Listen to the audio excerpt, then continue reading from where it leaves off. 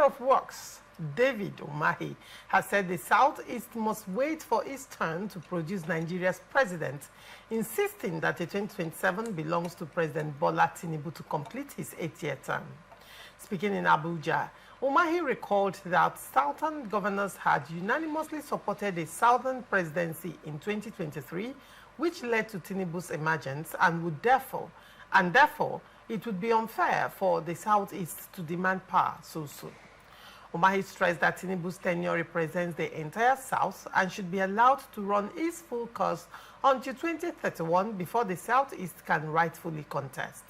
He admitted that the region had suffered marginalization in the past, but maintained that the current administration was addressing its needs through massive infrastructure investments, including multi-billion naira road projects across the zone. According to him, Tinubu has demonstrated fairness by funding key road and bridge projects linking Southeast states, showing that his government does not discriminate. Umahi urged his people to be patient and appreciate the president's developmental strides, describing his own appointment as Minister of Works as one appointment too many for the region. Victor, what do you make of this story? Well, politicians will always be politicians. Dave Umahi, of course, is representing his boss. He currently works with the President, Bola Tinubu, and of course will do everything to maintain that relationship, that he has with the President. However, what he said, there's some sense in what he said. And just I think he mentioned something about the strategy that the Southeastern leaders, mentioned Obi specifically, should be doing by this time. Build bridges. We're not saying be in the same party. You don't even have to be in the same party. OT is not in the same party with the president, but there's an alignment. It's always, with the president. He has never said, nobody has pushed OT to go and join APC. Have you noticed that nobody has? They've attempted with him once, and he told them he's not moving. Yes, they will. But nobody is using that as a criteria to why they will support him or not support. The man is playing and this is what I expect our leaders in the Southeast to do by this time. You don't do it to us. Don't do it in the media. We don't want to see it. Just like you mentioned, go and call those of them and tell them, oh boy, look at this thing we're facing. What do we do? We forget our, this. It's not in the press. Discuss, have conversations. How do you push from your angle? How do I push from my angle to ensure that we achieve a particular goal? If that is done, you see that. And look, like I mentioned, remember I mentioned something. I said the North would rather trust a Tinubu to commit to his word in terms of handing power over than any other person you hear about, even Jonathan included. Because why? He has shown this antecedent to keep to his agreement with his fellow politicians in terms of if Tinubu is supporting you, everybody knows that he's supporting you and he will support you to the fullest. So this is the time for the Southeast to play that national politics and play it rightly into the system. I'm saying not playing it externally. You have an agitation, you have an argument. No, just but nobody has denied that the Southeast is being marginalized. The North has agreed. They know. The Southeast know. The North Central. Everybody knows in Nigeria that in terms of fairness and equality, it is not being distributed evenly to the Southeast. But the question is, that alone is a sentiment. How do you achieve it? You cannot achieve it in isolation. Get into the system. Dave Umahi is there in the APC trying to push. Uzodinma, even though doesn't have so much influence on the people, but he's there, has access to the power. Oti on the other side, being on the opposition, is proving that look, in the Southeast we can do better. Imagine if the governors in the Southeast show that in terms of capacity and leadership in their state, they can perform more than any other person. If they come together and say we need the presidency, they will have some sound, reason. But you have to do that within powers. You cannot influence the system from outside. We keep saying this thing. So while I understand David Umahi is trying to protect his boss and his interests perfectly, but we're saying there's a bit of truth in what he's saying, and I believe he himself included has a responsibility to come and call his brothers in the South, his fellow leaders. How do we achieve this goal? If all of us agree that we need to achieve this, how do we achieve? And until that is done, I think it's going to be very difficult. Tinubu is not the kind of person that you think no. Tinubu has come to do what he has come to do. And it will be it is a Herculean task to think Tinubu is the person you want to push away. Just like you mentioned, both in the APC and in the PDP. The South leaders agreed in the different parties that it is the turn of the South. The PDP governors in the South said, yes, the South. The APC, the same thing. So who are the people are you going to come today to agree that this agreement we had is a charade, let us scatter it? That is what he's saying. And I understand that even I know he's trying to protect his boss, which is his duty at this point. There's a sense and a truth to what he's saying. That's what I got. All right. Nze, what is your take? Well, you know, coming from the angle Umahi just presented the matter, it will seem as if he's anti-Southeast, but that's not the truth. Southeast lost their slot in 2023, which was golden, but they lost it to Southwest, which just finished in 2007. Was it 2007 or thereabout? Yes, 2007, when Obasanjo stepped down. And in 2015, Southwest also produced, Southwest produced the vice president. In 2007, 2008, South produced vice president. And you see that in the scheme, Southeast has been pushed out. No, they have not had the chance of becoming, producing a president nor vice president. I mean, in this latest political dispensation. But coming to 2023, we felt that was Southeast's golden opportunity, but it was truncated by a Southerner. And at the end, it returned back to Southwest. So you see that within this political calculation, Southwest has taken 2 slots. Northwest has taken 1 slot.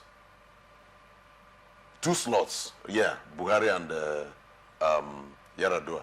South has taken half a slot. No one to the Southeast.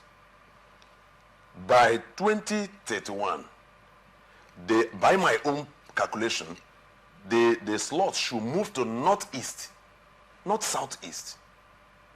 The slots should move to Northeast. That was why that is why you could see my effort in 2023 to make sure that Southeast produced a president. But my effort was later rubbished, and I allowed that. There's nothing I can do. So now, in the next political calculation after Tinubu, it should be Northeast. Now, by 2039, Southeast can now begin to think about producing a president. Whereas by that time, most of the strong politicians today would have been ebbed by age. If care is not taken, by myself, I might not even be strong enough to contest African politicians, it's age a factor. But Madagascar is already showing us, Madagascar and what's this? How well are they performing? For the 8th time. Is that not madness? Is it not 98? But is at the age of 98. No, what they want is that they want to die in the seat. The point is that African politics appears to be quite different. So when you're bringing in age as a factor, well, Gen Zs and Gen Alphas will teach us lesson. With time, just relax. If I don't predict it now, it means I'm myopic. So I already see where the thing is leading us. It shall come to pass in Nigeria when a young man between his 35 and 32 will be a president. A young man between 40 and 30 will be a senate president. I think in this last election, a woman of about 19 years or thereabout, or 18, won councillorship. Is it not a signal to us? A woman of about, in fact, to the assembly, I think there was somebody 23. Okay, and somebody of 23. In the State House of Assembly. So you see that these generations are coming. When they are saying that youth is the hope of tomorrow, and we grew up into that tomorrow and discovered that the elders who promised us that tomorrow is our turn are still in charge. So, and we lost out. I was supposed to be in the House of Reps by 2027, but I was pushed out. And now in fact, I'm advancing rapidly because every Christmas reminds me, I'm a January born, every Christmas reminds me, guy, you are growing older. And you can see some white stuffs coming out around my hairy regions. And I cannot doubt the fact that age is telling. So I have already started producing my children to take over from me in leadership and politics. I told them, do not believe the lies they tell you that politics is a scam. It's not a scam. Study it. Serve. Understudy some of the people who are making sense in politics and see how you come up. But when you are coming up, you come up with the family value. Because I'm teaching my children value. Family value, Christian value, and societal value. And by the time they do this part, you find out that they will definitely produce results. One of my sons in one of the universities just called me last 2 weeks that he wants to contest for the position of president of his department. I said, go ahead. The one that seniored him came out as a faculty president in his before he graduated. So this one now is also contesting. I said, go ahead.